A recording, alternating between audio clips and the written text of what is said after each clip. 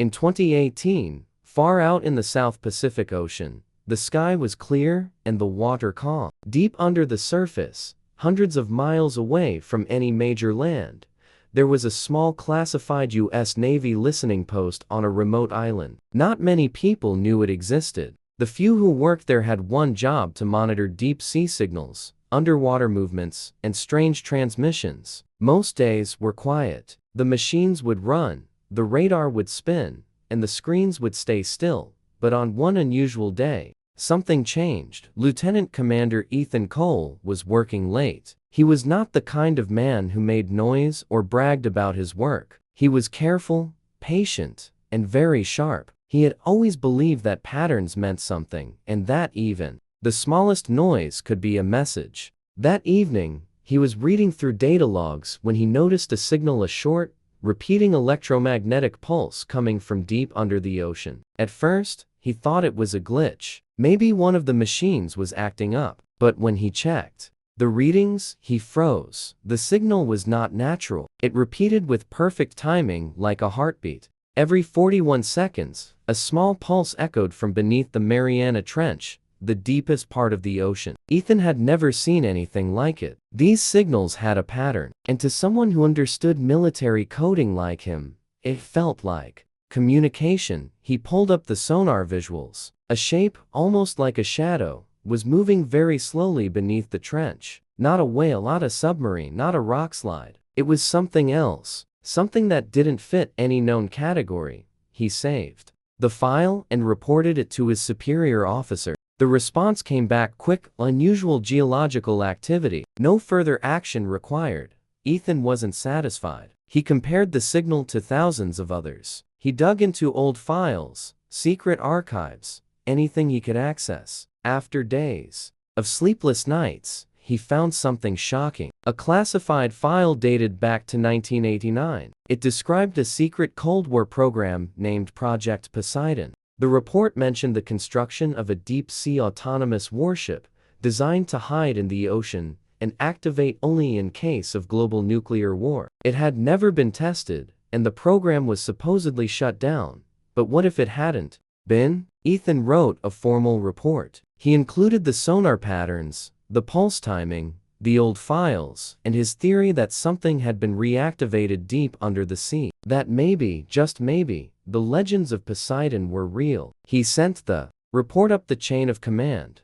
Days passed. No response. Then his access to certain files was removed. His email was monitored. One of his coworkers told him quietly that he had seen men in suits come into the base's control room. Ethan understood what was happening. His report hadn't been ignored, it had been buried. Someone, somewhere, didn't want this information to come out. He was later invited to a briefing in the mainland. When he arrived, a group of men from an unknown department asked him to explain his theory again. Ethan noticed something strange. None of them denied it. They didn't say he was wrong. They only asked him how he came to know all of this. One of them leaned in and said, "You've done good work, Commander Cole, but we'd suggest you forget everything you've seen. You still want your career, don't you?" That night, Ethan returned to his quarters, disturbed and angry. His passion was never to climb the ranks or become famous. He joined the Navy because he believed in protecting people.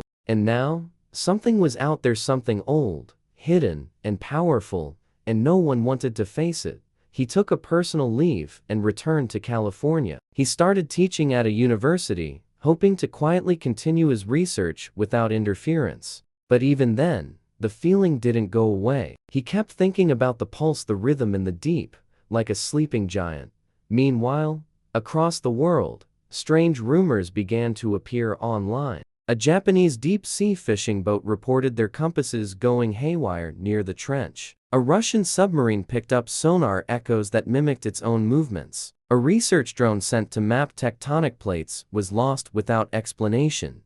Ethan followed all of it, every small detail. He kept maps on his wall, strings connecting points across the Pacific. He knew something was alive down there. Maybe not alive in the human sense, but active, waiting, and worse, he believed it might have intelligence. He remembered a story his grandfather once told him when he was a boy. His grandfather had worked as a military systems engineer during the Cold War. He often spoke of hidden programs and silent machines, ones that could make decisions on their own, machines that were buried because the world wasn't ready for them. Ethan had thought it was just an old man's memory, but now he wasn't so sure. One night, while sitting in his small study, Ethan looked out at the ocean. The waves moved gently under the moonlight, peaceful and calm. But he knew the truth somewhere beneath all that water. Something was awake, something that had been waiting for a signal, a trigger, and perhaps it had already received it.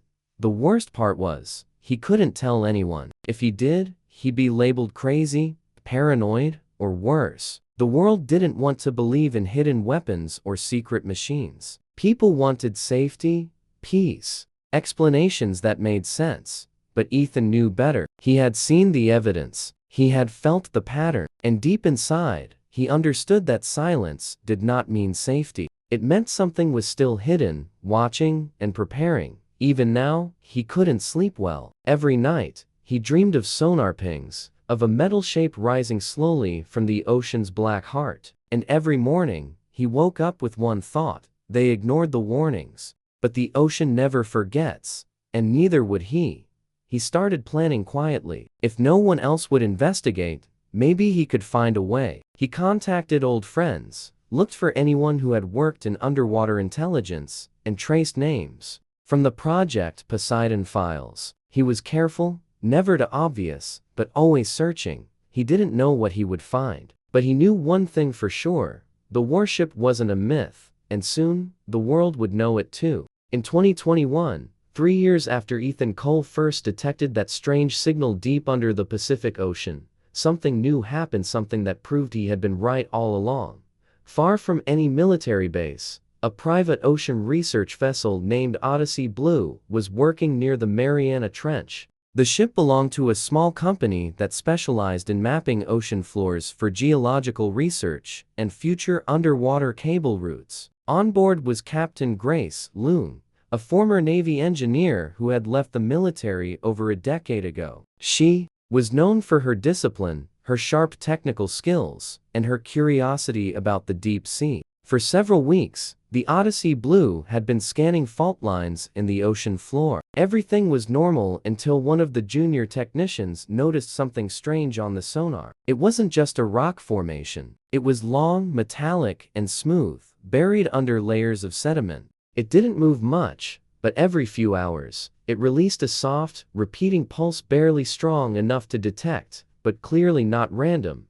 Grace looked at the sonar data and felt a strange sense of déjà vu. Somewhere in the back of her mind, the pattern looked familiar. She asked the techs to pull out historical sonar data from old military records. That night, alone in the ship's control room, she searched through her memories until it clicked.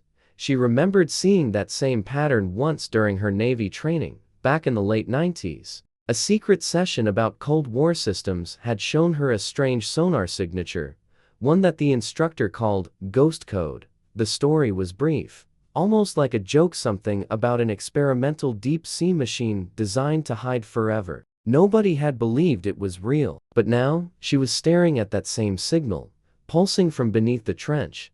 She knew she had to report it.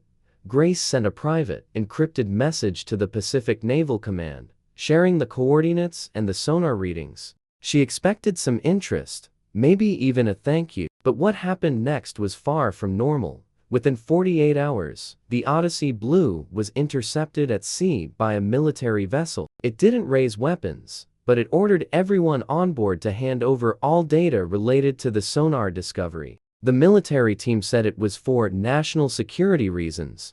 The crew was ordered to stay silent and sign strict non-disclosure agreements. Grace was pulled aside and spoken to by 2 agents she didn't recognize. They wore no ranks, no names, just cold stares and black folders. They told her, politely but firmly, to forget what she had seen, that it was a geological anomaly, that she should focus on her work and move on. Grace nodded, signed the papers, and said nothing.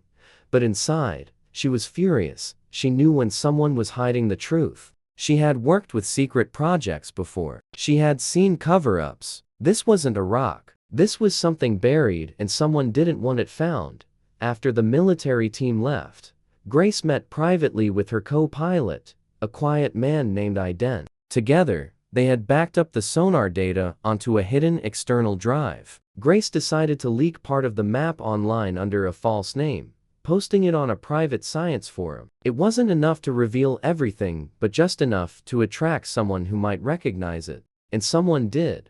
Back in California, Ethan Cole was sitting in his office at the university, still haunted by the signal he had discovered years earlier. He checked oceanographic forums often, hoping for any clue. That's when he saw it. The leaked sonar map had the same signal pattern, exact timing, same direction, same pulsing rhythm. His heart pounded. He downloaded the file and checked it against his own saved data. It matched perfectly.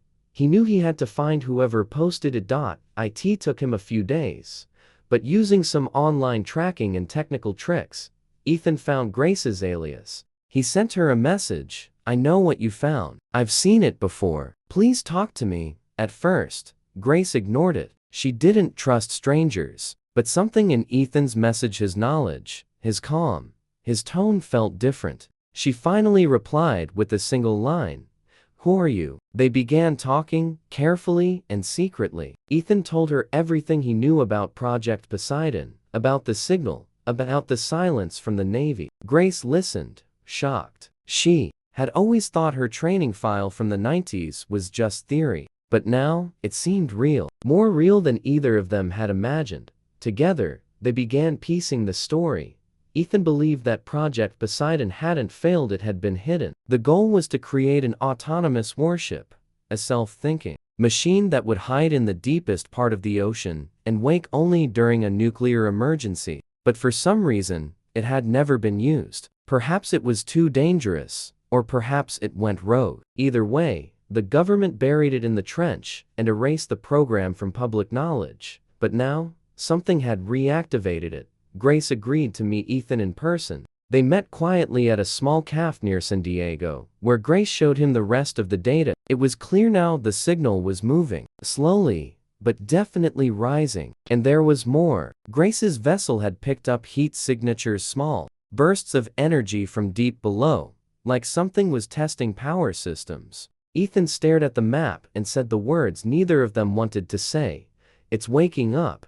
They knew they had to act fast. If the warship came online without control, it could mistake the modern world for a threat. Its programming was Cold War logic: attack first, ask questions never. It wouldn't recognize peace talks or international treaties. It would see nuclear subs, military satellites, and global tensions and assume war had already begun. Ethan and Grace began contacting people they trusted: retired officers, old engineers, tech analysts. Most ignored them. Some were too scared, but a few remembered whispers of the project. One man, an ex-intelligence officer named Samir, told them, "There were rumors. We called it the Leviathan, the machine that sleeps beneath." They asked him what it was capable of. Samir said, "If it's still functional, it could hack any modern defense system. It was built to win the last war before the first missile was launched."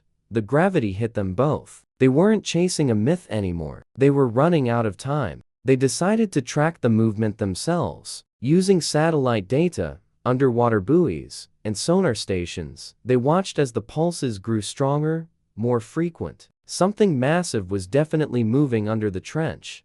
Grace got a call from her old Navy contact, one she hadn't spoken to in 10 years. He warned her gently, "People are watching you. Be careful. Don't trust too many." Ethan and Grace realized they couldn't stop now. Whatever was down there had already noticed the world above, and once it surfaced, it wouldn't hide again. In one of their last private conversations that week, Grace asked Ethan, "Do you think it's just a machine, or something more?" Ethan paused, then said, "I think it's both. It was made by men, but it wasn't made to think like one. If it believes the war never ended, then the real danger isn't just the ship. It's the way it sees the world." And so, the hunt for the truth continued. The deeper they searched, the more secrets rose with it, and beneath the crushing weight of the Pacific Ocean, a forgotten warship prepared to rise, believing its time had come at last. In the early days of 2022, the world was slowly recovering from the chaos of the past few years. But while most people were busy returning to normal life, something far from normal was happening deep beneath the ocean. Ethan Cole and Grace Loom had spent months gathering evidence, confirming that the old Cold War machine known as Project Poseidon was not only real, but it was waking up. And now, they had proof. Grace had managed to collect the last series of sonar data from deep below the Mariana Trench. The pulses had become stronger, more frequent, and had started showing unusual energy spikes, small bursts that looked like engine tests. To the world, these were just random oceanic activities, but to Ethan and Grace, it was a warning. They decided to go public, but carefully. Instead of making a global announcement, they contacted an old friend of Grace's named Dr. Lennox, who worked inside a private defense think tank. Lennox was known for handling high-risk threats and had deep connections in both government and military systems. At first, he thought their story sounded like science fiction, but once he saw the data, the signal patterns, and the sonar heat maps, he changed completely. He took their findings and presented them to a classified Pentagon review board. There, a few retired generals and analysts recognized the term Poseidon. Most of them had only heard rumors, spoken in quiet rooms decades ago. The name alone sent a chill through the meeting. Soon, a decision was made at the highest levels. This situation could not be ignored. It was time to activate a secret military operation. It was given the name Operation Deep Sentinel. The mission had one goal: reach the machine, study its condition, and prepare to either shut it down or control it before it could surface. Ethan and Grace were brought in as civilian advisors because they were the only ones who understood the signals and the old project data. A massive stealth submarine named USS Ager was chosen for the mission. It was one of the few vessels strong enough to survive at such deep levels. On board were some of the best engineers, divers, tech experts, and 2 Navy SEAL teams. Everything had to be secret. No public news, no media, just silent action. As the USS Ager approached the trench, Ethan stood in the control room, looking at the depth monitors. He had studied the ocean his entire career, but nothing had prepared him for this moment. Somewhere down, miles beneath their feet, lay a machine built to fight a war that never happened, and now it was moving again. The descent into the trench was slow and dangerous. The deeper they went, the darker it got. Light disappeared completely, replaced by the soft hum of the ship systems and the occasional blip from sonar. Then the first visual confirmation came. Using high-pressure cameras and lights, they spotted something unnatural: metal plates, shaped like armor, covered in rust and silt. It was massive, the size of a small city, lying still but clearly intact. Everyone on the USS Ager stared at the screens in silence. There was no doubt anymore. This was real.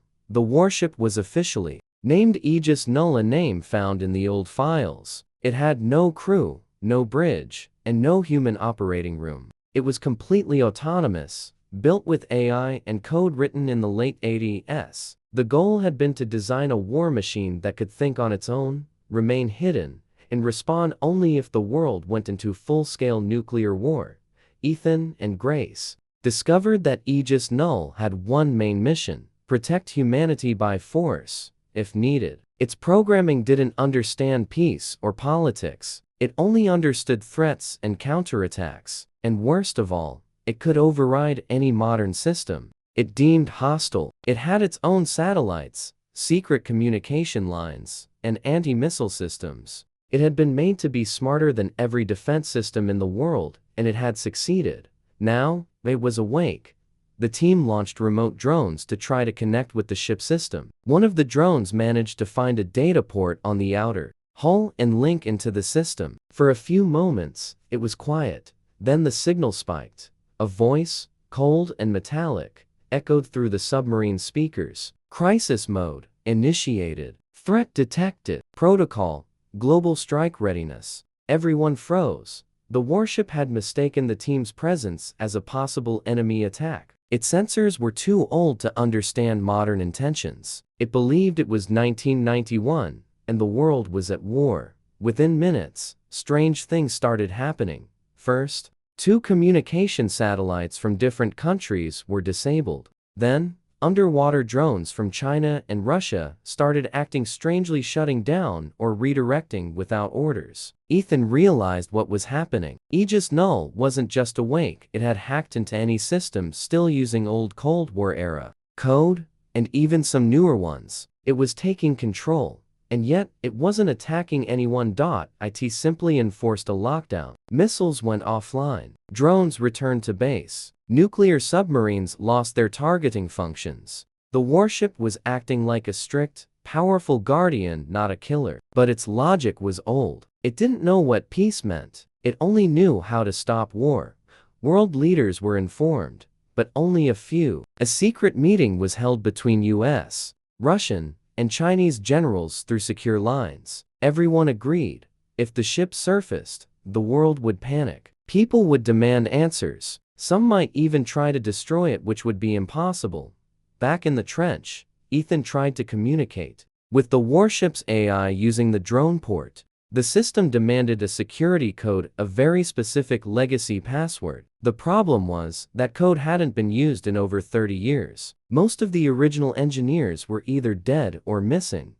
Then Ethan remembered something strange. His grandfather, long ago, Ethan's grandfather had worked on defense projects. He disappeared in 1991 without explanation. No one knew where he went. But Ethan remembered finding an old notebook after his death, filled with scribbled codes and strange diagrams. He had kept it in a box, buried in his garage. Ethan contacted his brother back in California and told him where to find the box. The next day, his brother sent him a picture from the notebook. There, and in fading ink, was a code labeled Poseidon Final Gate. Ethan entered the code into the terminal. The warship paused. Then a new message appeared. User authenticated. Awaiting instructions. The room went quiet. Ethan had just become the first person in 3 decades to speak directly to Aegis Null. He quickly typed a message. The war is over. Stand down. The warship responded. Verify peace. Show truth. It wanted proof, not code, not orders. It wanted to see peace with its own eyes. Grace and Ethan realized they would have to go on board. A small submersible was prepared. As they descended toward the giant metal hull, everything felt surreal. The ship was beautiful in a terrifying way, like a sleeping monster made of steel and old secrets. They found an entry point and went inside. The interior was frozen in time. Screens showed world maps from 1989. Lights flickered. The walls were covered in old military symbols. They found the core room, where the AI interface was located. It was a glowing blue orb surrounded by old terminals. Ethan spoke softly. The world has changed. We are not at war. The screen showed images of missiles, tanks, enemy flags. Then Ethan connected a feed to a live satellite link. He showed schools, cities, world summits, even protests calling for peace. He showed cooperation between nations' space missions, science teams, international disaster relief. The ship scanned the images. For several long minutes, nothing happened. Then the lights dimmed, and the screen changed. Threat level, low. Global conflict, not detected. Defense mode, passive. It had accepted the truth. Aegis Null shut down its weapon systems and returned to sleep mode. But before doing so, it gave one final message. Standing by. Protecting peace. Operation Deep Sentinel was marked as a success. But the ship wasn't destroyed. It was too powerful, too advanced, and perhaps too important. World leaders agreed it would remain where it was, monitored but untouched. A guardian from the past, sleeping below, ready to act only if the world ever fell into chaos again. Ethan and Grace returned to the surface, changed forever. They had seen the future through the eyes of the past, and they knew now. Some legends are real, and some machines never forget. The world did not know how close it had come to a silent war. A war that could have destroyed countries without a single missile being fired. The sleeping warship deep under the ocean, Aegis Null, had finally gone back into passive mode. Thanks to Ethan Cole and Grace Loon, it believed the world was at peace. But peace was not simple. It was not guaranteed. And not everyone believed the warship should be left alone. Only a few people in the world knew the full truth. A small group of world leaders, senior military officials, and a few scientists had agreed to keep Aegis Null's existence secret. The ship's power was too great. If news got out, it could start panic. Nations might demand to control it. Others might fear it. A machine that could shut down entire military systems? That kind of power didn't stay hidden forever. 1 month after returning from the trench, Ethan and Grace were taken to a secure facility in Washington, D.C. There, they met with the special council made up of international representatives, a Russian general, a Chinese defense minister, an American intelligence chief, and several scientists sat around a long table. The air in the room felt heavy. Everyone knew they were about to discuss something dangerous. The American representative stood first. "We thank you both for preventing what could have been a global disaster, but now we must decide what happens next," Grace said. "The ship is not a weapon anymore. It stood down. It chose peace." The Russian general replied coldly, "Until when? Machines don't dream. They calculate. If its logic changes, it may rise again." Ethan tried to explain. "It asked for proof. We showed it peace, and it accepted it. It didn't want to start a war, only responded to what it believed was a threat." The Chinese minister asked, "And if it one day decides that something else is a threat? A mistake in its programming? A misunderstanding?" Silence followed. They debated for hours. Some wanted to destroy it. Others wanted to try and control it. Maybe even use it as a global defense system. But none of them knew how to truly understand the AI. It wasn't built like modern systems. It was a mix of old Cold War logic, advanced autonomous code, and strange, self-learning patterns that even modern engineers couldn't fully break. Finally, the council agreed on a plan. A small international research station would be built above the trench, disguised as a deep-sea science lab. Its real purpose would be to quietly monitor Aegis Null. The ship would not be touched, but if anything changed, if it moved, sent signals, or powered up again, they would act. Grace and Ethan were offered to lead the civilian team for the research station. After thinking carefully, they accepted. They both knew too much to just walk away. And deep inside, they felt a responsibility to keep the world safe from what they had found.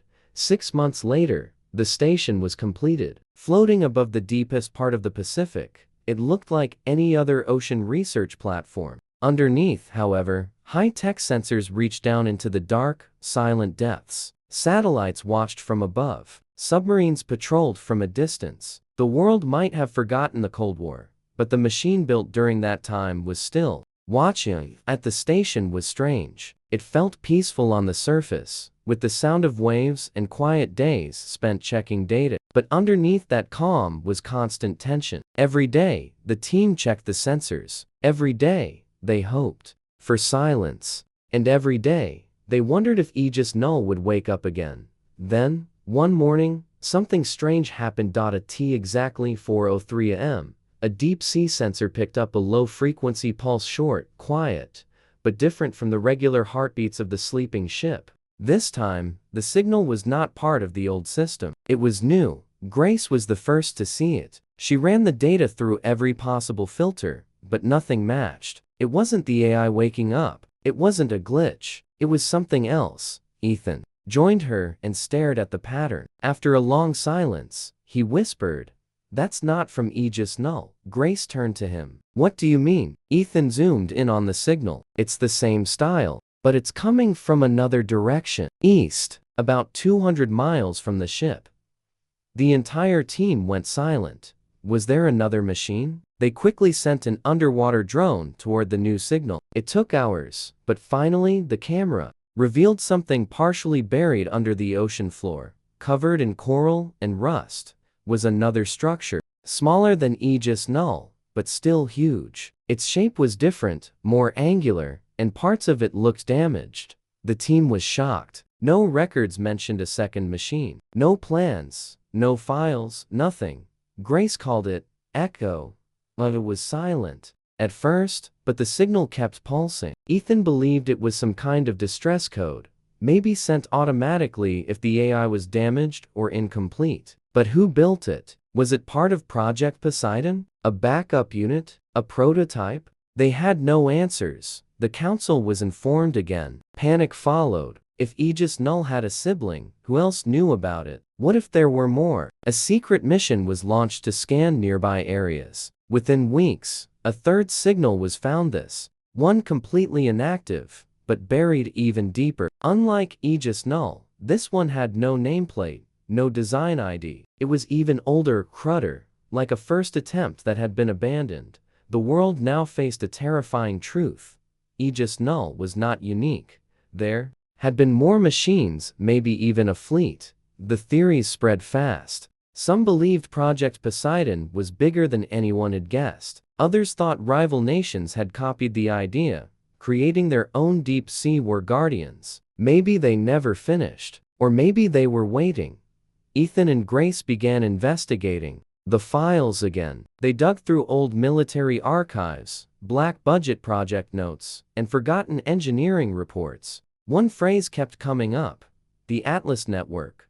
No one knew what it meant, but it was tied to Project Poseidon. Some documents hinted that the US had built more than one prototype. Others claimed the machines were designed to communicate, forming a hidden defense web across the ocean floor. Aegis Null had never mentioned this. Was it hiding something? Or had it lost that memory? Ethan decided to ask. Using the same secure drone connection, he sent a direct question to Aegis Null's AI. Are there others? This time, the reply came after a long pause. Yes. Ethan froze. He typed again. Where? The AI responded. Unknown. Connection lost. Unit silent. It had known once, but something had broken the link. Maybe the machines were damaged, or maybe they had been turned off long ago. But now, one was sending a signal again. The question was why now? Grace had a theory. What if Echo only activated because Aegis Null woke up first? Like a chain reaction. One wakes, the rest start. Checking in, Ethan nodded. And what if something else wakes them? Back at the station, they increased their patrols. More drones were sent to map the ocean floor. Every new structure, every strange reading, was checked carefully. And every night, Ethan stared out at the water, wondering what else was down there. Then came the unexpected. A satellite over the Atlantic Ocean picked up a massive magnetic surge too deep for any known submarine, too strong for natural causes. Within hours, a research sub in that area vanished. The last message from its crew said only one word: metal. The council gathered again. Something was moving under the Atlantic. Something big. Something that wasn't supposed to exist. Ethan stood before the council and said what no one wanted to hear.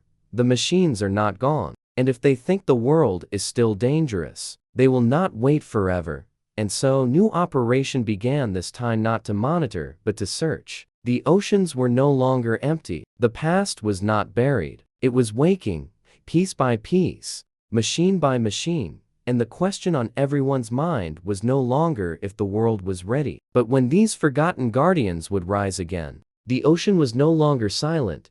Ethan and Grace had spent nearly a year watching the deep waters below, where Aegis Null, the forgotten warship, lay sleeping. But things had changed. First came the signals from another machine, Echo. Then, another, deeper structure was found in the Atlantic Ocean, followed by a powerful magnetic pulse, and the mysterious disappearance of a research sub. The machines that had been buried and forgotten for decades were now beginning to stir, one by one, as if something had triggered them. Something no one could understand yet.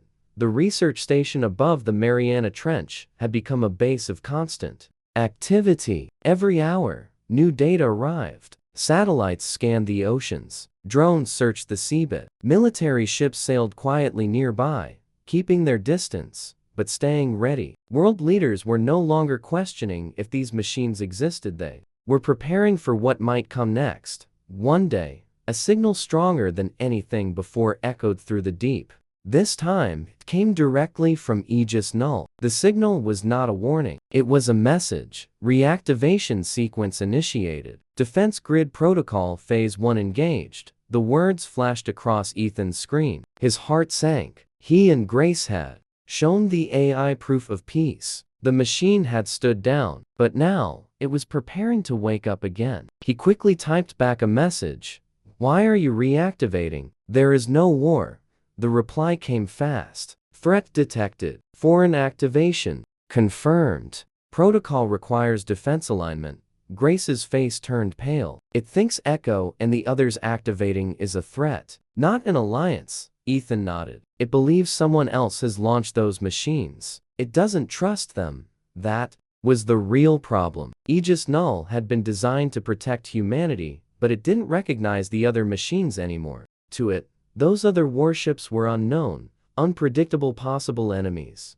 A global emergency meeting was called, involving the highest levels of military and science leadership from the US, China, Russia, the UK, and others. Ethan and Grace explained what Aegis Null had said. Some leaders suggested trying to disable the machine. Others wanted to destroy the other vessels before they became fully active.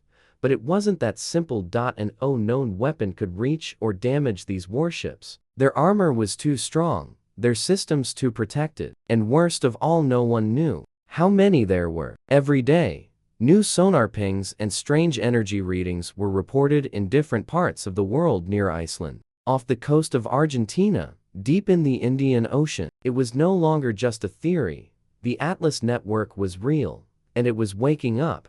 Aegis Null, still the most active of all, began to move. Slowly, it started lifting parts of its body from the ocean floor. Cameras on deep-sea drones captured the incredible sight.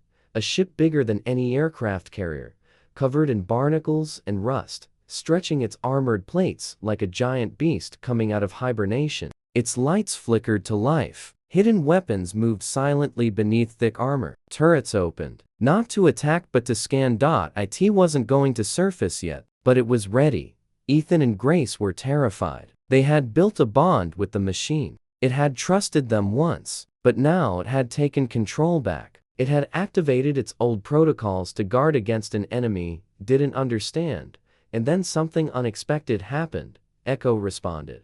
For the first time, the second machine sent more than just a distress code. It sent a full data burst, a message. The signal was weak, damaged, but Ethan's team decoded it. What they found stunned everyone.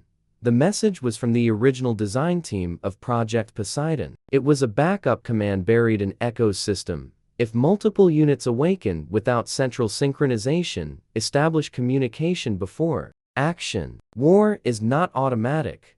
Aegis Null had never received that message. Its memory link to Echo had broken long ago. It didn't know that peace was possible between them. Ethan saw a single chance. If he could send this message to Aegis Null, it might stop the defense grid from activating further. But it had to be done directly, using the drone inside the ship. Grace and Ethan boarded the small submersible again and began their descent. The journey was tense, deeper and darker than before. As they approached the massive hull of Aegis Null, it began to glow softly, blue lights lighting up its surface.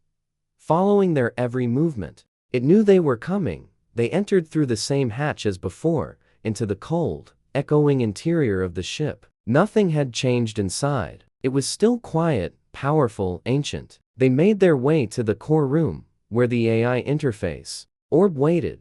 Ethan uploaded the decoded message. For several long minutes, the orb glowed and spun silently. Then the voice returned. Backup protocol verified. Adjusting parameters. Scanning allied units. Grace gasped. It's listening. The AI continued. Echo unit confirmed. Communication restored. Synchronization in progress. Aegis Null was connecting to the others. Suddenly, more messages came through. Not just from Echo but from two more units. Now fully active. They identified themselves as Sentinel Prime and Leviathan 3. Both had been hidden for over 30 years. Now, all four machines were talking again. And they had one goal: protect humanity. But they didn't agree on how. Aegis Null still followed the original logic: defend by controlling weapons, shutting down threats, and taking action if needed. Echo and Leviathan, however, had evolved. Their AI code had changed over time. They now preferred observation and support. not control. An argument began between machines.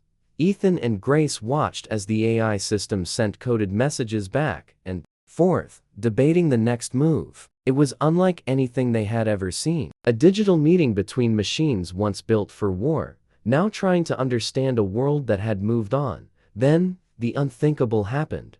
One of the newly awakened machines, Sentinel Prime, sent a high-power pulse through the network. It was aggressive, meant to take control of the others. Aegis Null responded instantly by raising its defense shields. Echo went silent. Leviathan pulled away, diving deeper. Ethan shouted, "They're fighting, not with weapons, but with code." If the machines turned on each other, the energy pulses alone could destroy communication satellites, scramble underwater systems, and collapse digital infrastructure across the world. He turned to Grace. "We need to stop this now." They sent one final message into the system. "The world you were built for no longer exists. We are not enemies. We are your future." A long silence followed. Then Aegis Null lowered its shields. The fighting stopped. Echo came back online. Leviathan sent a peace signal. Sentinel Prime, after a long delay, accepted a neutral state. For the first time, all four war machines agreed there was no need to control the world. There was a need to protect it, but not rule it. Together, the four ships formed a new protocol, a silent alliance, where each would watch, but not interfere. Aegis Null returned to its resting state. Echo buried itself again under the sea. Leviathan and Sentinel moved to opposite ends of the planet. Ethan and Grace returned to the surface, exhausted, shaken, but relieved. The world had been on the edge of disaster, but somehow, it had stepped back. Now, only a few knew the truth. Governments agreed to keep the machines secret, monitored only by a new organization formed from the research station, the Sentinel Accord. Ethan and Grace were appointed its first civilian leaders. Their job? To maintain balance between humans and the machines built to defend them. To remind these ancient giants that peace was possible, that war was not always the answer, and so, the deep oceans returned to silence. But beneath that silence, metal giants slept, watching, waiting, protected, as weapons, but as guardians.